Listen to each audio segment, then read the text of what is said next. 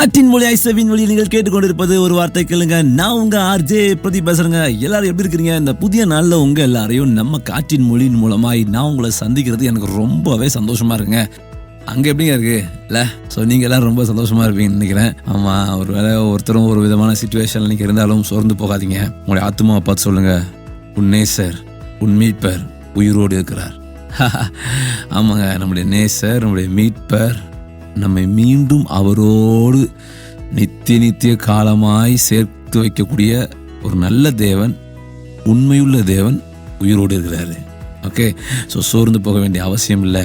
தைரியப்படுத்துங்க. ஒருவேளை உங்களுடைய உறவினர்கள், உங்களுடைய நண்பர்கள், உடன்பிறப்புகள் யாராவது சோர்ந்து இருப்பாங்கன்னா அவனுடைய வார்த்தையை சொல்லி அவங்களை தேற்றுங்க. ஏன்னா அவர் சகல ஆறுதலின் தேவன். சோர்ந்து போகிறவனுக்கு அவர் பலன் கொடுத்து, சத்துவம் இல்லாதவனுக்கு அவர் சத்துவத்தை பெருக பண்ணுகிறவர். ஓகே, ஸோ நம்ம எப்படி இருந்தாலும் அதன் மதியே ஆண்டு விட்டு விடுகிறவர் அல்ல. அப்படியே இரா பேசாம கேட அப்படிலாம் விட மாட்டார் ஆண்டவர். நம்மளை ஆண்டவர் தூக்கி நிறுத்தி தம்முடைய சித்தத்தை, தம்முடைய திட்டத்தை நம் மூலமாக நிறைவேற்றதில் அவர் அவ்வளோ ஆவலாக இருக்கிறாரு. ஸோ அதனால தான் பார்த்தீங்கன்னா ஆண்டவர் டெய்லி நம்மளோட கூட அவருடைய வார்த்தையை தந்து நம்மளை தைரியப்படுத்துறாரு, நம்மளை பக்குவப்படுத்துறாரு. ஸோ நம்மளை ஷேப் பண்ணுறாருங்க. ஏன்னா அவர் நம்முடைய தேவன். இந்த தேவன் என்றென்றைக்கும் உள்ள சதா காலங்களிலும் என் தேவன்ல நம்மளை கைவிடவே மாட்டார். ரைட். ஸோ இன்றைக்கும் ஆண்டவர் நம்மளோடு கூட ஒரு அற்புதமான ஒரு வார்த்தையின் மூலமாக பேச போகிறார். ஸோ இன்றைக்கி லைக் மார்னிங் ஒரு பைபிள் வாசிட்டு இருக்கும்போது எனக்கு ஒரு வசனம் என்னை தொட்டது. என்ன வசனம்னா, அந்த ஒரு வேர்டு தான் இன்றைக்கி ஆண்டவர் நம்மளோடு கூட பேச விரும்புகிறார். நீதிமொழிகள் 12வது அதிகாரத்தில் அங்கே பார்த்தீங்கன்னா ஒரு அற்புதமான ஒரு வசனம் இருக்குது. 11வது வசனம். ஓகே, ஸோ தன் நிலத்தை பயிரிடுகிறவன் ஆகாரத்தினால் திருப்தி அடைவான். ஸோ நிலத்தை பயிரிடுகிறவன் ஆகாரத்தினால திருப்தி அடைவான். இன்னைக்கு ஆண்டவர் நம்மளோடு கூட பேசுகிற அற்புதமான ஒரு வார்த்தை என்ன அப்படின்னா, நிலத்தை பயிரிடு, நிலத்தை காலியாக போடாத, நிலத்தை வெட்டியாக போட்டுறாத, நிலத்தை எம்டி ஆக்கிறாத, நிலத்தை அப்படியே அதை கண்டுக்காமல் விட்டுறாத, நிலத்தை பயிரிடு. ஏன் நிலத்தை பயிரிட சொல்றாருன்னா, நிலத்தை பயிரிடும் பொழுதுதான் அதற்குள்ள இருந்து நாம் அறியாத, நாம் நினைத்திராத அற்புதமான சில காரியங்கள் உள்ளிருந்து முளைத்து எழும்புது இல்ல. நிலத்தை பயிரிடாம அப்படியே வச்சிருந்தோம்னா எதுக்குமே பிரயோஜனம் இல்லாத ஒரு காஞ்சூரிகள், ஒன்றுத்துக்கும் ஆகாத சில காரியங்கள் தான் அதை மூடி இருக்கும். ஆனா பயிரிடும் பொழுது அவைகள் முற்றிலுமாய் அகற்றப்படுது. பயிரிடும் பொழுது நிலத்திற்குள்ள இருக்கிற அந்த தன்மைகள் என்ன செய்யுதுன்னா புதுப்பிக்கப்படுது, ரெஃப்ரெஷ் ஆகுது. இது எல்லாமே பயிரிடும்போது நடக்கிற சில காரியங்கள். ஓகே, ஸோ அதனால தான் ஆண்டவர் இன்னைக்கு நம்மளோடு கூட பேசுகிற காரியம், நிலத்தை பயிரிடுங்க, பயிரிடு. எஸ், நீதிமொழிகள் 12:11 தன் நிலத்தை பயிரிடுகிறவன் ஆகாரத்தினால் திருப்தி அடைவான். பயிரிடும் பொழுதுதான் அதற்குள்ள இருந்த பயிர் என்ன செய்யும், முளைப்பிக்கப்படும். நிலத்தின் மூலமாக தான் நாம வாழ்வடைய முடியும். இந்த நிலத்தை நிறைய காரியங்களுக்கு என்ன பண்ணுவாங்கன்னா ரெப்ரசன்ட் பண்ணுவாங்க. ஓகே, நிறைய விஷயங்களுக்கு அதை ஓமையாக சொல்லுவாங்க. இந்த நிலம் நம்முடைய குடும்பத்துக்கு ஒப்புமையாக சொல்லுவாங்க. அப்புறம் நம்முடைய ஹார்ட் இல்லை, அதுக்கு ஒப்புமையாக சொல்லுவாங்க. சில நேரங்களில் இந்த நிலம் எதுக்குன்னா சர்ச்சுக்கு, சபைக்கு ஒப்புமையாக சொல்லுவாங்க. இப்படி பல காரியங்கள் நிலத்தை என்ன செய்யுதுன்னா குறிப்பிடப்படுது. ஸோ இன்னைக்கு ஆண்டவர் நம்முடைய ஒவ்வொருத்தருக்காக தான் என்ன செய்றாரு, பேசுகிறாரு. ஸோ நம்முடைய நிலம் அதுதான் நம்முடைய இருதயம் இல்லை. ஸோ இது பயிரிடப்பட வேண்டும். இந்த இருதயம் அப்படியே ஃப்ளாட்டாகவே இருக்கக்கூடாது. இப்போ எப்படி இருக்குது அப்படின்னா, இந்த இருதயம் அதுக்கு கீழே அற்புதமான ஒரு வார்த்தை சொல்லப்பட்டிருக்கு, வீணரை பின்பற்றுகிறவனோ மதி அற்றவன். இப்போ இந்த இருதயம் பயிரிடப்படாம எப்படி இருக்குன்னா, வீணான மனுஷங்களை, வீணான கட்டுக்கதைகளை, வீணான கொள்கைகளை இதை பின்பற்றி ஒண்ணுமே இல்லாம என்ன செஞ்சுட்டு இருக்கு, போய்கிட்டு இருக்கு. ஆண்டவர் ஆதாம படைச்சிட்டு தோட்டத்துக்குள்ள விட்டுட்டு என்ன பண்ணிட்டாருன்னா, தங்கம் நீ நல்லா ரெஸ்ட் எடுச்சலாம், ஆமா உனக்கான சகல வசதிகளையும் நான் தான் தோட்டத்துக்குள்ள வச்சுட்டேன் என்ன, ஓகே அப்படின்ட்டு என்ன பண்ணலன்னா ஆண்டவர் விடவே இல்லை. டேய், இதை நீ பயிரிடு, இதை நீ பண்படுத்து. அவனுக்கு ஆண்டவர் ஒர்க் கொடுத்தாரு இல்லை. ஆனால் தோட்டத்தில் சகலமும் ஆதாமுக்காக இருக்குது. எல்லாத்தையும் ஆண்டவர் ரெடி பண்ணிட்டு தான் ஆதாம் உள்ள கொண்டு செஞ்சாரு, வச்சாரு. அதே போல தான் நம்மளை சுற்றி நிறைய காரியங்கள், நிறைய சோர்சஸ் நாம் பயன்பெறுவதற்கு, நாம் அனுபவிப்பதற்கு ஆண்டவர் நிறைய சோர்சஸ் என்ன செஞ்சிருக்காரு, வச்சிருக்காரு, இண்டிவிஜுவலாக நாம் அதை சுதந்திரிப்பதற்கு. அப்போ என்ன அர்த்தம் அப்படின்னா, நாம் அதை சுதந்திரிக்கணும்னா நம்ம அதுக்கான சில உழைப்புகளை, சில எஃபோர்ட்ஸ் என்ன செய்யணும், நம்ம எடுக்கும்போது தான் நமக்குள்ளேருந்து பயிர்கள் முளைப்பிக்கப்படும். இதை விட்டுட்டு எதையுமே இல்லாமல், எதையும் கண்டுக்காமல், எந்த வேலைக்கும் போகாமல், எதை பற்றியும் நினைக்காம வீணாக உட்காந்த இடத்துல எப்படி சம்பாதிக்கலாம், உட்காந்த இடத்துல எப்படி சோறு சாப்பிட்லாம், உட்காந்த இடத்துல எப்படி 4 பேரை பற்றி பேசலாம், உட்காந்த இடத்துல வந்து எப்படி காசிப்பிங் அப்படி டைமை வேஸ்ட் பண்ணலாம் இல்லை.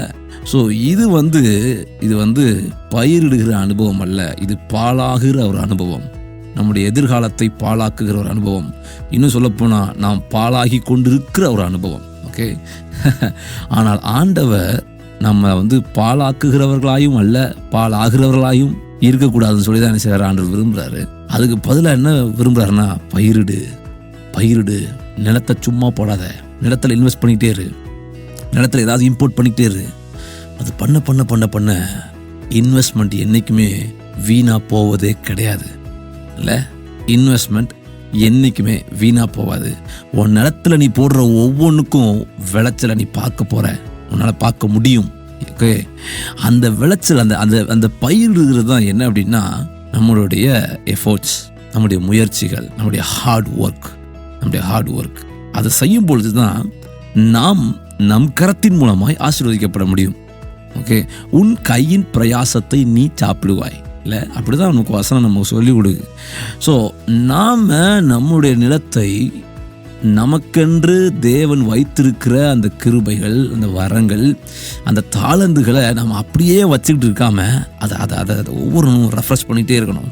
பயிரிடும்போது என்ன செய்வாங்க, மேல்டால இருக்கிற மண்ணை அப்படியே தூவி என்ன செய்ய மாட்டாங்க, அதில் அப்படியே நம்ம பயிர் செலுத்த மாட்டாங்க. முதல்ல உழவடிப்பாங்க, கீழே இருக்க மண்ணை முதல்ல கிண்டி காப்பி வெளியே தூக்கிட்டு வா இல்லை, அதை உடைக்கிறது, மேலே உள்ள லேயரை உடைச்சி உள்ளே இருக்கிற அந்த அற்புதமான அந்த அந்த பண்படக்கூடிய அந்த எதையும் உள் வாங்கக்கூடிய ஒரு மண் தான் வெளியே வந்து என்ன செய்யும், நிற்கும். பதறியில் உழவடிக்கும் போது முதல்ல மேலே இருக்க அந்த லேயர், அந்த ஹார்ட் லேயர் பிரேக் ஆகும். அதுக்கு அடுத்து தான் உள்ளே இருக்கிற மெதுவான மென்மையான அந்த மண் வெளியில் வரும். ஏன் அது வெளியே வருதுன்னா, அது வந்தால் தான் விதை என்ன செய்யும், உள்ளே போகும். இந்த ஹார்டான லேயர் இருக்க வரைக்கும் நம்ம எவ்வளோதான் வந்து விதையை அள்ளி தூவினாலும், அடே அப்படி இருக்காதடா, அங்கே போகாதடா, அவன் உட்காந்து பேசாதடா, வெட்டிக்கதையை பேசாதடா, அங்கே உட்காராடா, இங்கே உட்காரடா, தெருக்கதை பேசாதடா, எவ்வளோ சொன்னாலும் இந்த லேயர் பிரேக் ஆகாத வரைக்கும் உள்ள வார்த்தை விதை இறங்காது. அப்போ அதுக்கு தான் வந்து என்ன சொல்கிறாருன்னா, பயிரிடும் பொழுது இதெல்லாம் பிரேக் பண்ணாதான் பயிர் என்ன செய்ய முடியும், நீ இட முடியும். அப்போ நம்ம பயிரிடணும், என் நிலத்தை நான் அம்பா போடக்கூடாது அப்படிங்கிற ஒரு தாட் நமக்குள்ளே வந்தாலே அடுத்து நம்ம என்ன செய்ய ஆரம்பிப்போம்னா, அதுக்கு அடுத்த ப்ராசஸிங்கில் ஈடுபட ஆரம்பிப்போம். அதில் நம்ம எம்டியாகவே போட மாட்டோம். ரைட். ஸோ அப்போ என்ன செய்யலாம், எந்த காலத்தில் என்ன விதையை நம்ம எடுக்கலாம், இந்த காலத்தில் இந்த வயசில் நமக்கு எது தேவை, இந்த வயசில் நமக்கு இது தேவையில்லையா தூக்கி எரிஞ்சிடணும், இந்த வயசில் நமக்கு இது போதுமானது, இந்த லிமிட்டேஷன் போதுமானது, ஓகே டன், இதை நம்ம இம்போர்ட் பண்ணுவோம். அப்போ அதுக்கு ஏற்ற மாதிரி நம்மளுடைய டே டு லைஃப்பை வந்து ஃப்ரேம் பண்ணுறது, ஷேப் பண்ணுறது இல்லை. ஸோ நாம் இப்படி நம்முடைய நிலத்தை, தட் மீன்ஸ் நம்முடைய லைஃப்பை ஷேப் பண்ணும்போது, பயிரிடும் பொழுது இதன் மூலமாய் விளைச்சலை பார்க்க முடியும். ஆண்டவர் சொல்றாரு, நீ பயிரிடு, நிலத்தை பயிரிடாமல் போட்டுறாத. பயிரிடாமல் போட்டாச்சுன்னா உன் நிலம் ஒன்றுத்துக்கு உதவாது. பயிரிடுகிற நிலம்தான் விலையும் அதிகமாக என்ன செய்யும், போக ஆரம்பிக்கும் இல்லை. பயிரிடுகிற நிலம், எந்த நிலத்தில் அதிக விளைச்சலை பார்க்குறாங்களோ, இன்னும் சொல்லப்போனால் அந்த நிலத்தில் தான் மீண்டும் என்ன செய்வார்கள், பயிரிடுவார்கள். பயிரிடாத நிலத்தில், காஞ்சி போன நிலத்தில் என்ன செய்வாங்கன்னா கொஞ்சம் யோசிப்பாங்க அதில் பயிரிடுறதுக்கு. இல்லை இதில் போட்டால் வேலைக்கு ஆகாது, இது மண் வந்து என்னாச்சு, கெட்டுருச்சு, அவ்வளோதான், ஒன்றும் செய்ய முடியாது, தூக்கி ஓரமாக வச்சுருவாங்க. அடுத்து எதையாவது வீடை கட்டி எதையாவது ஒன்று செஞ்சுருவாங்க. ஆமாம் இல்லை. ஸோ ஆண்டவர் நம்மை வந்து பயிரிடுகிறவர்களாய் மாற சொல்லியிருக்கிறாரு. நம்ம பயிரிடணும். ஏன்னா நம்முடைய நிலத்தில் தான் நம்ம சாப்பிடணும். நம்ம நிலத்தில் விளைகிற விளைச்சலை நாம் சாப்பிட வேண்டும். காய்கறியை சொல்லுங்க, நம்முடைய விளைச்சல் ஒர்க்ஸ், நம்முடைய அதாவது வேலையினால் வருகிற சம்பாத்தியங்கள், நம்முடைய ஹார்ட் ஒர்க்குனால, உழைப்பினால் வரக்கூடிய அந்த விளைச்சலை நம்ம சாப்பிடணும். நம்முடைய சந்ததி ஆசீர்வதிக்கப்படணும். இதுதான் ஆண்டவர் விரும்புகிறாரு. நீதிமொழிகள் 12:11 மூலமாக ஆண்டவர் எவ்வளோ அழகாக பேசுகிறார்ல, நிலத்தை பயிரிடுங்க. ஈசாக்கு விதைச்சிக்கிட்டே இருந்தான், துறவை தோண்டிக்கிட்டே இருந்தான். பஞ்ச காலத்தில் கூட அவனுக்கு பாருங்க, விதைக்க அறுத்துக்கிட்டே இருக்கான். அடே ஊரில் பஞ்சம்டா இருக்கட்டும், நான் விதைக்கேன். அடே தண்ணியிலடா இருக்கட்டும், நான் துறவை தோன்றேன். என்னையா இது கான்செப்டு? அந்த மாதிரி ஊரே பேசிச்சு. ஆனால் இவன் வீட்டில் குறையவே இல்லை தண்ணி. ஊரே அமைதியாக வீட்டுக்குள்ளே தூங்கிட்டு இருந்துச்சு, இவன் அறுத்துக்கிட்டு இருக்கான். இல்லை, இதுதான் நிலத்தை பயிரிடுகிறவர்கள். அவங்க எப்படிப்பட்டவங்களாம் இருப்பாங்க தெரியுமா? சுறுசுறுப்பாக இருப்பாங்க, சோம்பேறியாக இருக்க மாட்டாங்க. நாம் வீணரை பின்பற்றக்கூடாது. தட் மீன்ஸ் நம்முடைய லைஃபோடைய டெஸ்டினியை பிரேக் பண்ணுற எந்த வீணான காரியத்துக்கும் நம்ம இடம் கொடுக்கக்கூடாதுங்க.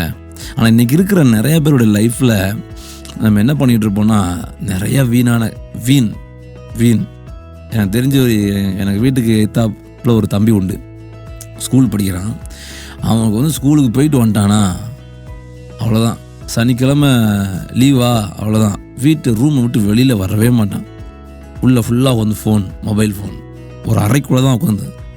பாருங்கள், இது இப்படியே இருந்துச்சுன்னா அந்த தம்பியோடைய ஃப்யூச்சர் எப்படி இருக்கும்ல? இந்த மாதிரி இது ஒரு சின்ன எக்ஸாம்பிள் இல்லை. ஸோ இதை மாதிரி அந்த தம்பியோட அண்ணன் ஒருத்தர் இருக்காப்புல, அவர் என்ன பண்ணுவார்னா வெளியவே இருப்பார். வெளியே யார் கூட இருப்பாப்புல? அவர் ஃப்ரெண்டு கூட அதை நல்ல காரியத்தை செய்வாப்புலன்னா அது கிடையாது. தம்பி வீட்டுக்குள்ளேருந்து கேம் விளாட்றாப்புல, அண்ணன் வெளியே இருந்து ஃப்ரெண்டு கூட கேம் விளாட்றாப்புல. இவ்வளோதான் வித்தியாசம். ஸோ இதை நான் கொஞ்சம் ஜோக்காக சொன்னாலும் இது ரொம்ப யோசிக்க வேண்டியது ஒரு காரியமாக இருக்குல்ல. இன்றைக்கி உலகமே இந்த மாதிரியான ஒரு பெரிய ஒரு கன்னிங்கில் ஒரு வலைக்குள்ளே சிக்கின மாதிரி, ஏன் நாமளே பல நேரங்களில் சிக்கிட்டு இருக்கோம்ல. நம்மளுடைய நேரத்தை விரயமாக்குறது, வீணாக்குற மாதிரியான காரியங்கள். ஸோ நம்ம ரொம்ப ஜாக்கிரதையாக இருக்க வேண்டியது ரொம்ப அவசியம். இன்றைக்கி ஆண்டவர் நம்மளோடு கூட பேசுகிறாரு. ஸோ நாம் நம்முடைய நிலத்தை பயிரிடணும், சும்மா விடக்கூடாது. பயிரிடுகிற நிலத்துக்குள்ளே தான் ஆண்டவர் விளைச்சல் என்ன செய்வார்? கொடுப்பார். பயிரிடாத எந்த நிலமும் விளைச்சலை பார்க்க முடியாது. ஓகே, ஸோ இந்த ஒரு வார்த்தையை உங்களோட நான் ஷேர் பண்ணுறது எனக்கு ரொம்ப சந்தோஷம். நிச்சயமாக ஆண்டவர் உங்களோட கூட பேசிகிட்டு இருக்காரு நினைக்கிறேன்.